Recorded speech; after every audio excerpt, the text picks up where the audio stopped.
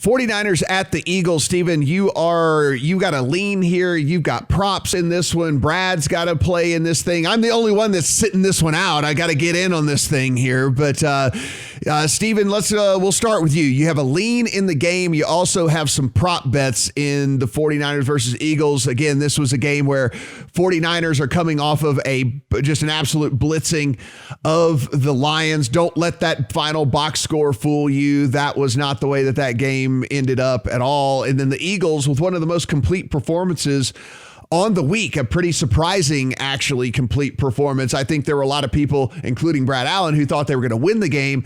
I don't think he thought it was going to be a complete blowout where they absolutely just won at every single level of the game. They are 3.5 point home dogs to the 49ers with a total of 50.5. What props are you looking at here, Steven? Yeah, briefly, I think Devonta Smith, the rookie out of Bama for Philadelphia, is still being lined like a rookie receiver as opposed to what his actual role is in the offense. I like over 3.5 receptions for him.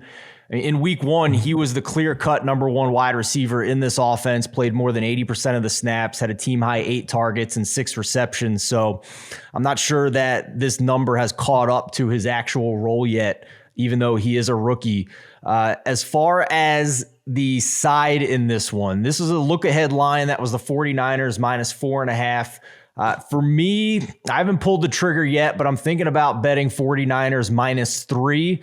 This is a 49ers team that goes from being a 9-point favorite at Detroit against a team that had a win total of 5 coming into the year, and now they're only a 3-point favorite at Philadelphia, a team that had a win total of only 6.5 coming into the season. So that's the market overreacting to me to an Eagles team that really just beat up on a pathetic Falcons offensive line and a pathetic Falcons defense in week number 1.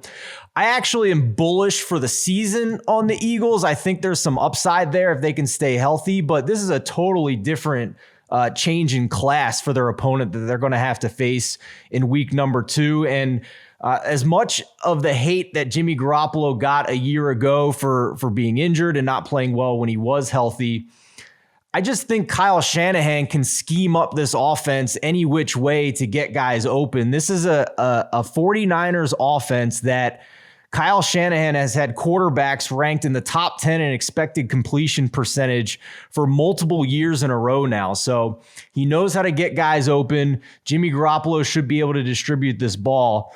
And the Eagles don't blitz very much. So if these things can hold up, I like the coaching edge here against a rookie coach as well. I just think this is I just don't think the line is accurate considering what we thought these teams would be coming into the season and what we saw in week 1 from the 49ers offense at the very least. I'm curious what Brad thinks. I do have concerns about the 49ers secondary and losing their corner, but I do think this could be one of the most exciting games of the week. I think it has a chance to be high scoring potentially as well. Brad, you got to play on the total here. What are you thinking? Yeah, that's where I was going with the over. So I like this Eagles offense a lot. We spoke about it a bit last week. I think it's a very good offensive line, which is a bit underrated because they were so banged up last year. And now they've got 2 good receivers. They've got good tight ends. They're always going to have a good running game with a mobile quarterback. And Hurts looked good last week. The coach looked smart. Like, he was talking about, I need to tailor my scheme to my players. If you look at the passing chart, seems they identified a weakness at right corner for the Falcons and just peppered them. So, they're happy to press an edge. So I feel like they've got an edge to press as well this week because the Niners have no cornerbacks, right? You can say there was garbage time in Detroit, but the fact of the matter is they got passed all over as soon as Jason Verrett was out, and I can see the Eagles just doing the exact same thing.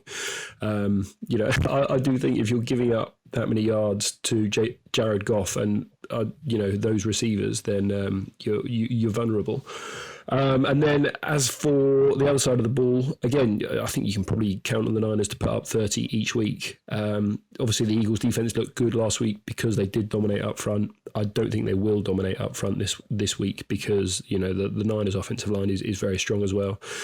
the gifs of Trent Williams just mauling everyone are all over Twitter this week. And so that just leaves Shanahan to cook up his wok, and I think they'll just score 30 points because the Eagles, they're not that good in the secondary, they're not that good at linebacker, and if they don't win up front, they can be had. I think we get a bit of a shootout.